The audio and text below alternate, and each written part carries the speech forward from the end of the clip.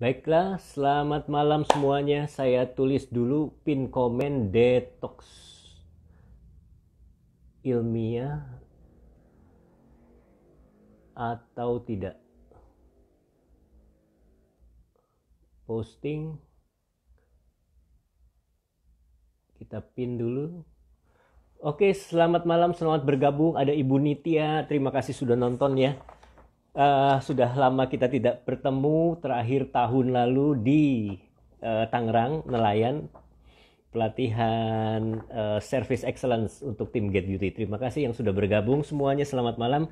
Sekali lagi saya bacakan tujuan acara live bersama Dr. Greg di Instagram Get Beauty by Dr. Greg. Tujuannya satu, membahas info-info seputar masalah kecantikan yang lagi ngetren. Kemudian memberikan pembahasan ilmiah mengenai treatment atau produk yang beredar di masyarakat.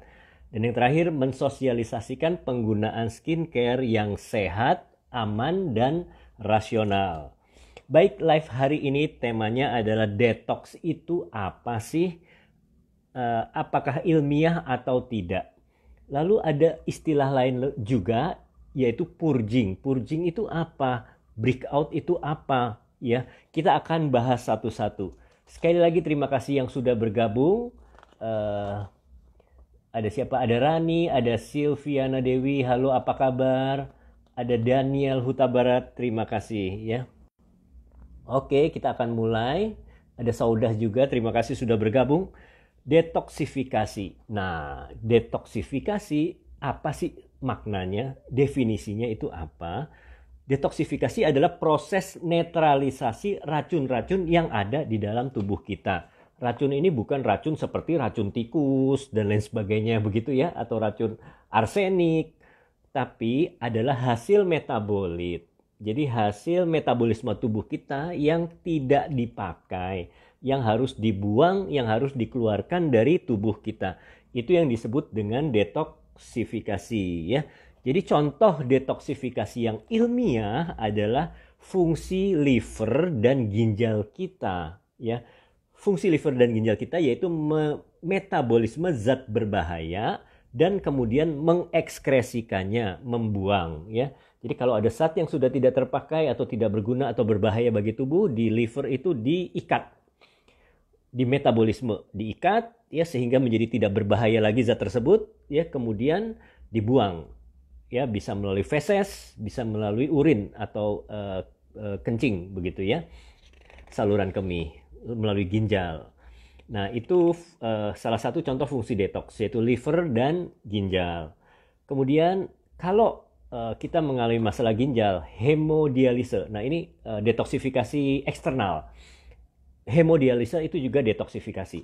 Jadi kalau ginjal kita sudah tidak berfungsi, ya fungsi ginjalnya sudah menurun, gagal ginjal, nah itu dilakukan hemodialisis, pencucian darah. Nah itu juga boleh kita katakan sebagai proses detoksifikasi.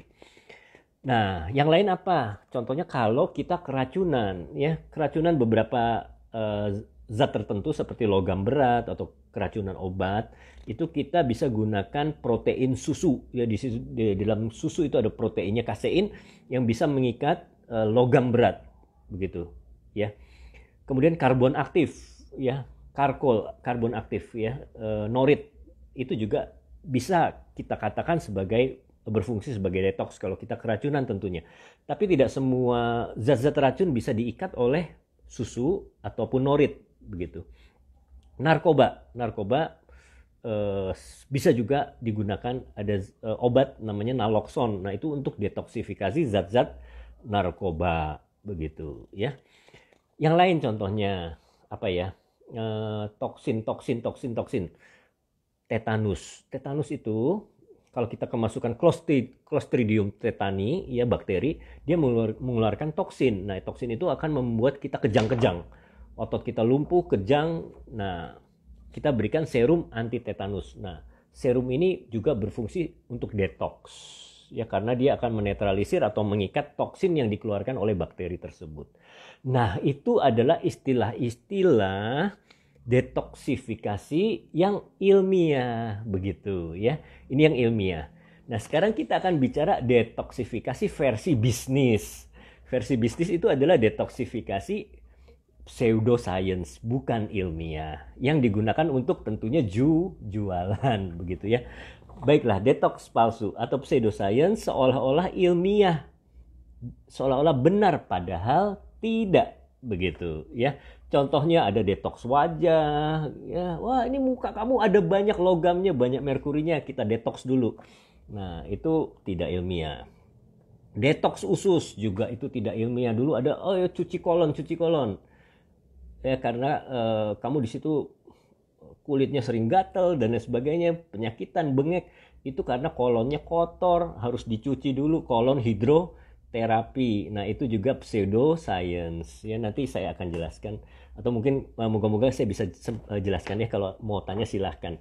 Ada detox telapak kaki juga ya, ada tempelan, ditempel di telapak kaki, nanti kalau misalnya perbannya itu warnanya berubah jadi coklat, maka itu berarti racun-racunnya banyak keluar dari tubuh kita. Itu juga sama, itu adalah detox pseudoscience. Dulu ada cuci darah palsu juga. Jadi ya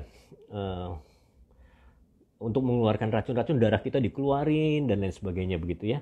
Jadi banyak sekali yang istilah detoksifikasi yang tidak ilmiah, yang merupakan pseudoscience, yaitu dibuat seolah-olah ilmiah padahal tidak begitu ya. Baiklah, jadi untuk pembahasan detoksifikasi kita akan bahas, terutama karena saya bidangnya skincare, jadi kita bahas mengenai detoksifikasi yang sering disebut-sebut di wajah. Benarkah detoks pada wajah itu ditandai dengan keluarnya jerawat? Nah, ini ada satu lagi terminologi atau konsep yang pseudoscience tentunya. Jadi, kamu pakai krim ini timbul jerawat, nggak apa-apa. Itu artinya racun-racunnya sedang keluar begitu. Nah, itu ada salah satu teori detox seperti itu. Nah, itu sebenarnya adalah salah. Mereka bilang itu detoksifikasi atau purging. Purging itu istilah pseudoscience juga yang menandakan keluarnya selain zat-zat racun. Kalau dalam ilmu zaman dulu ya, pada peradaban zaman dulu, purging itu keluarnya setan-setan. Ya. Jadi hal-hal yang jahat dari tubuh kita itu purging begitu. Nah, itu disamakan dengan detox. Jadi keluarnya zat racun-racun. Jadi kamu pakai krim ini, nanti kalau keluar banyak jerawat, beruntusan, itu berarti banyak racun di wajah kamu. Jadi racunnya semakin banyak keluar jerawat, semakin bagus karena racunnya semakin banyak keluar. Nah, itu sekali lagi salah, konsep yang salah begitu. Nanti saya akan bahas ya. Terus kemudian ada yang berdalih, purging itu beda dengan breakout. Purging itu nggak apa-apa keluarnya racun, tapi kalau breakout itu berarti nggak cocok, iritasi dan lain sebagainya, dan infeksi mungkin seperti itu. Itu sebetulnya istilah yang salah, terminologi yang salah. Jadi ya baik purging atau detox yang timbulnya keluar jerawat itu sebenarnya adalah reaksi iritasi atau peradangan. Sedangkan breakout itu adalah istilah umum. Breakout itu artinya dari kulit yang tadinya tenang dalam artian tidak ada jerawat, breakout. Tiba-tiba muncul jerawat-jerawat, muncul beruntusan, itu breakout. Jadi istilah umum. Apapun penyebabnya, mau penyebabnya setan, mau penyebabnya racun, mau penyebabnya iritasi dan lain sebagainya, itu namanya breakout begitu ya. Oke, yang mau bertanya silahkan, monggo. Halo dok, sukses selalu. Terima kasih Bu Nitya yang selalu mendukung Get Beauty ya. Terima kasih semuanya yang sudah bergabung. Oke, kita lanjutkan bahasan seru lagi ya. Jadi untuk timbulnya jerawat itu sebetulnya tidak ada istilah detox ya. Mengapa jerawat bisa timbul, mengapa beruntusan bisa timbul, itu ada patofisiologinya. Di antaranya yaitu hiperaktivitas dari kelenjar minyak. Jadi kalau misalnya kita menggunakan krim yang agak sedikit keras atau mungkin kaget kulit kita, itu menimbulkan perangsangan pada kelenjar minyak. Jadi hiperaktif, keluar minyaknya lebih banyak. Nah, kadang bisa menimbulkan jerawat, ya. Kemudian bisa juga pertumbuhan yang berlebihan dari bakteri normal di kulit muka kita, bakteri Propionase acne. Kalau timbul bakteri yang lebih banyak, otomatis iritasi kulit, ya. Metabolitnya juga banyak mengakibatkan penyumbatan. Nah, itu juga bisa menimbulkan jerawat. Penyumbatan saluran pori-pori bisa karena kotor wajah, debu, dan lain sebagainya, ya. Kemudian peradangan kelenjar minyak, ya. Kalau beruntusan itu biasanya peradangan kelenjar keringat. Seperti itu, ya. Jadi ada patofisiologinya. Jadi bukan karena pengeluaran racun-racun, ya. Jadi sama sekali salah. Jerawat itu bukan pengeluaran racun-racun. Jerawat itu bukan proses detox. Demikian ya, semoga kita semua paham. Jadi jangan sampai kita menggunakan konsep yang salah. Oke, baiklah. Nah, sekarang ada yang disebut dengan proses adaptasi. Jadi dokter, bagaimana kalau kita gunakan krim terus kemudian timbul satu jerawat? Mungkin agak perih sedikit. Nah, itu proses adaptasi, ya. Jadi penggunaan krim atau produk baru atau treatment baru kadang menimbulkan breakout karena kulit kaget dan kelenjar minyak terangsang, ya, hiperaktif, ya, atau kadang mengalami sedikit peradangan.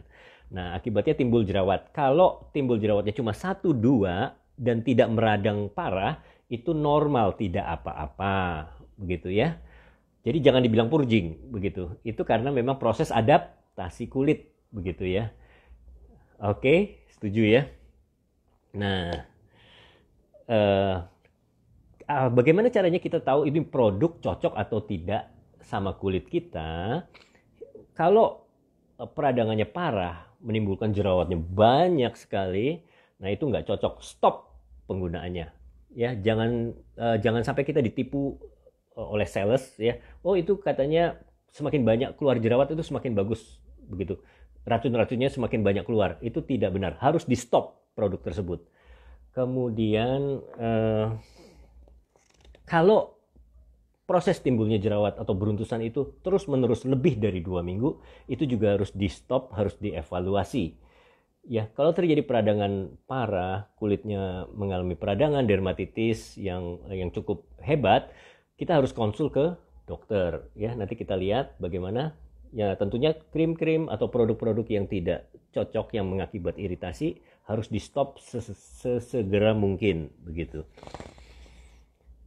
Oke, saya rasa itu ya tentang detox. Semoga kita paham benar-benar proses detox yang ilmiah itu apa, yang seperti saya katakan di awal. Kemudian jangan sampai kita tertipu, ya, menggunakan suatu produk atau krim, keluar jerawat banyak, kita terusin aja karena salesnya bilang, oh itu pengeluaran racun, bagus malah. Jangan.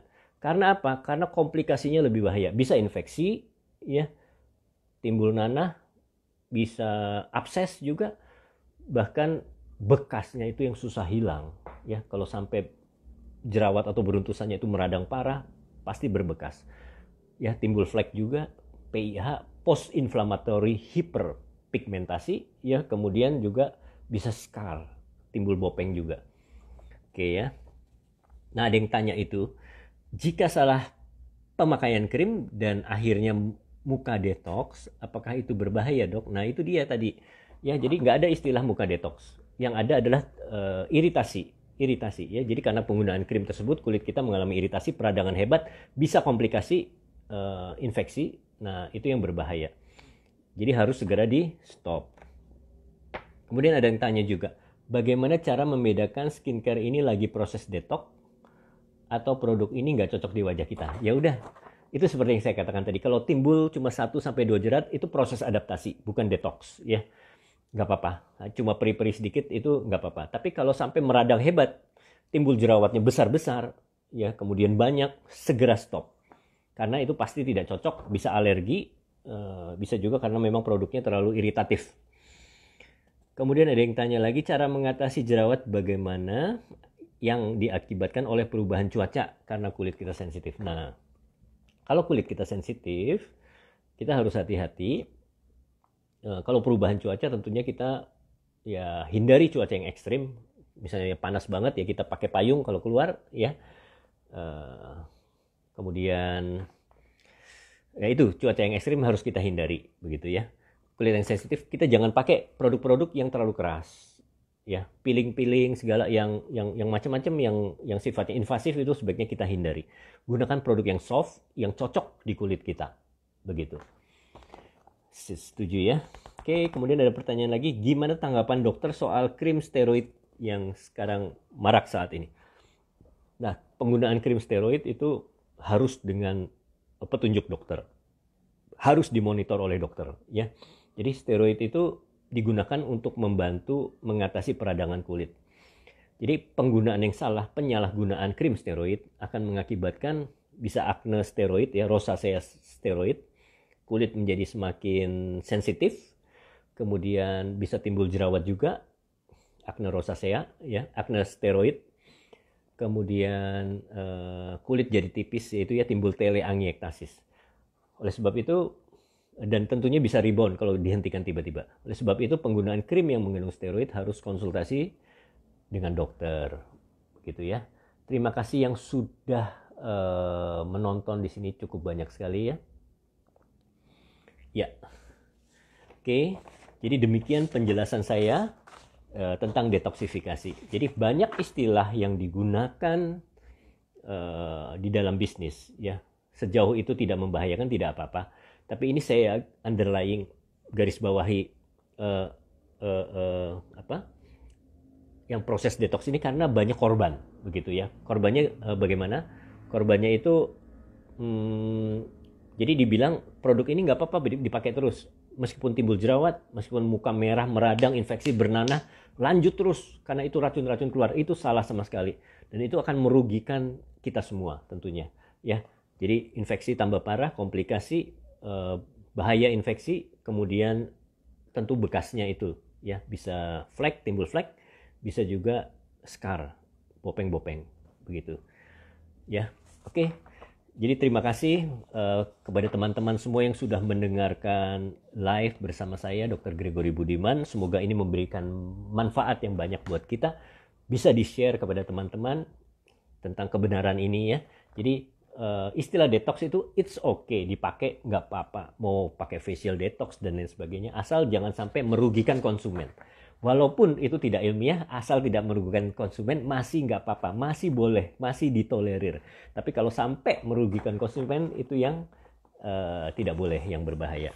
Baiklah, sekian, terima kasih sudah menonton semua. Bagi teman-teman yang mau datang perawatan di Get Beauty yang tinggal di Kota Tangerang, bisa datang ke Get Beauty Ruko Pasar Jati, Get Beauty Bugel, dan Get Beauty Mall Metropolis.